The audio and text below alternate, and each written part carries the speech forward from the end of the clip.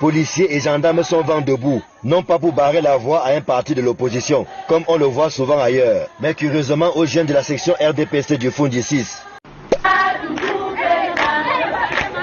Dans cette vidéo amateur, un cordon de sécurité se dresse sur le boulevard du Kansing Mendong, dans le 6e arrondissement de la capitale.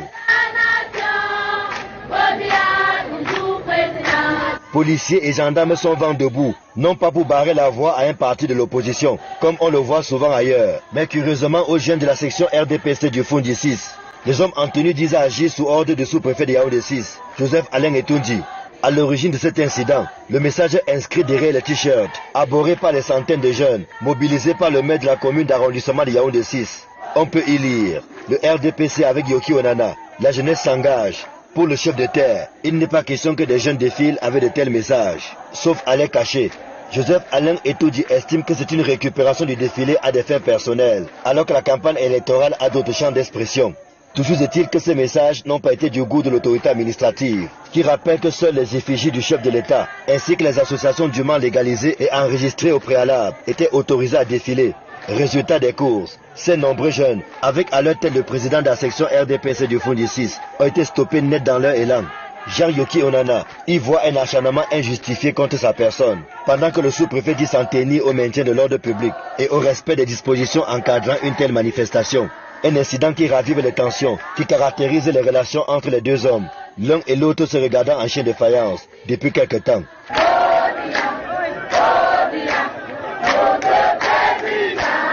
Aïe, c'est la patate qui est laissée qu'on la mange crue, vrai. Vous savez ce qui me fait le plus mal dans cette histoire? Je m'en fous du problème que le maire de Yaoundé 6 a avec le sous-préfet ou sur le président ou n'importe qui, je m'en fous. Mon véritable problème ici, c'est ceux qui marchent là, mes jeunes frères camerounais. On va voir comme ça, tous ces gens-là ont des problèmes. D'autres n'ont pas peut-être le travail. D'autres n'arrivent même plus à partir à l'école. D'autres louent, ils ont des aérés de loyer. D'autres n'ont pas déjeuné depuis le matin. Ils ont tous des problèmes où ils sont là.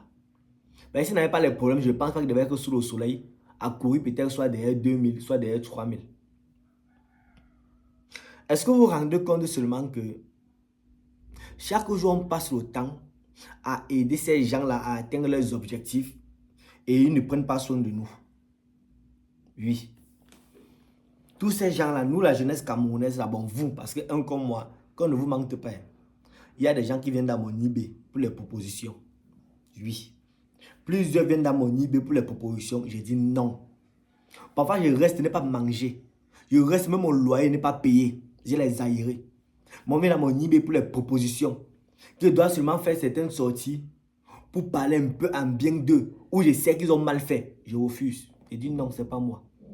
Plusieurs personnes ont remarqué en route que je suis en train de rouler dans, la ville de Yaoundé, que ce soit la poste centrale, n'importe où. La plupart là me regardent souvent dans les yeux comme ça. Où il y avait l'embouteillage, un jour à la poste centrale. J'étais garé comme ça. L'autre vient, il se met comme ça. Il me regarde par la fenêtre. Il baisse la vitre comme ça. Là. Il me regarde. Il me regarde dans les yeux. Après, il démarre, il part. Je n'accepte pas les bêtises. C'est parce que vous continuez à accepter les bêtises qu'on va continuer à marcher sur vous. À un moment donné, il faut se respecter. Moi, j'aime mal que voir la jeunesse camerounaise comme ça. En train de rendre les gens riches, mais pourtant eux-mêmes. Donc, tu rends quelqu'un riche qui ne prend pas soin de toi. Vous rendez les gens riches qui ne prennent pas soin de vous. On vous néglige au quotidien. Ils bénéficient plus de nous que nous ne bénéficions d'eux. Dans ce pays personnellement. Au Cameroun, la jeunesse camerounaise ne bénéficie en rien de ce que ces gens-là foutent. Mais nous, on passe autant à les rendre riches. Nous, on passe autant à continuer à faire en sorte qu'ils gagnent plus de visibilité. Ils ont plus d'argent qui en tout. Nous, au bas peuple, on ne vit pas, on suit. Quand est-ce qu'on va comprendre ça? Vous ne voyez pas que là, bref, vous ne voulez même pas seulement voir. Vous êtes aveugle ou bien vous faites semblant d'être aveugle ou alors vous vous en foutez. Vous vous contentez du maigre, peut-être 2000 qu'on vous donne pour que vous mangez avec. C'est ça vos problèmes. Vous ne voyez pas que là, il y a déjà un problème. Vous ne sentez pas la fin ou bien la chute d'un régime de plancton là. Vous ne sentez pas ça. Vous ne sentez pas que les gens sont en train de bagarrer. Pourtant, quelqu'un n'est même pas encore parti. La personne n'est pas encore peut-être couchée sur le lit d'hôpital comme ça là. Il n'a pas encore fermé les yeux. Il y a ce genre de comportement là. Vous ne sentez pas que c'est bizarre? Est-ce que c'est normal que l'autre prenne sur lui, décrit son nom dans le dos de la jeunesse et dit que la jeunesse camerounaise a choisi? C'est normal pour vous? Vous ne voyez pas qu'il y a quelque chose qui se passe, qu'il y a quelque chose qui se crame là? On vous empêche de défiler. Vous allez dire que non, c'est normal. Bon, si on vous pose la question que on vous empêche de défiler, pourquoi? Vous allez dire quoi? Vous êtes naïf. Vous ne comprenez pas que c'est une guerre entre eux. Vous ne pouvez pas profiter même que, on dit souvent que mieux diviser pour mieux régner. Vous restez dans vos recoins, vous refusez toute sortie venant d'eux. Certaines personnes disent que Tchami, tu envoies les enfants marcher. Tchami, tu envoies si. Je n'ai jamais demandé ça. Je demande à chaque jeune Camerounais de savoir ce qu'il veut. Que cela ne mette plus la pression sur vous. Vous remarquez faire certaines choses que vous ne voulez pas. C'est pas parce que vous travaillez pour eux que si vous ne faites pas, on ne vous paye pas. Chacun a son activité personnelle. Tu vas voir là que quelqu'un vend la tomate, l'autre a le callbox, l'autre où on arrange les téléphones, l'autre vend les citrons. Mais vous laissez les activités personnelles. On vous flatte. Donc, ce sont les motomanes. On vous flatte. Vous partez prendre les 2000, vous marchez. Pourquoi vous faites ça? Pourquoi? Après, tu vas te mettre sur ta moto, souffler sous le soleil. Il va venir t'aider à te sentir à l'aise. Il va venir t'aider à payer ton loyer. Tu es sûr en train de vendre la tomate. Il va venir t'aider. Tu vends la tomate devant la poubelle. Les odeurs t'étouffent. C'est lui qui va venir t'aider. Ta santé que tu dégrades chaque jour sous le soleil, devant la poubelle, pour tes enfants, tout ça. Il t'aide en quoi? Mais dès qu'il a besoin de toi, il te tend un petit 2000. Tu as sa disposition. Pour rendre la personne 1000 fois riche encore qu'aujourd'hui. Pourquoi la jeunesse camerounaise ne veut pas réfléchir? Occupez-vous de vos affaires claires. Qu'on ne vous embarque plus dans les choses comme ça. Ça là, ça sent la fin et la chute d'un régime de plantain. Ils s'entendent plus entre eux. Le père de la maison est souffrant. Le père de la maison est couché. Il n'arrive plus à taper le poing sur la table.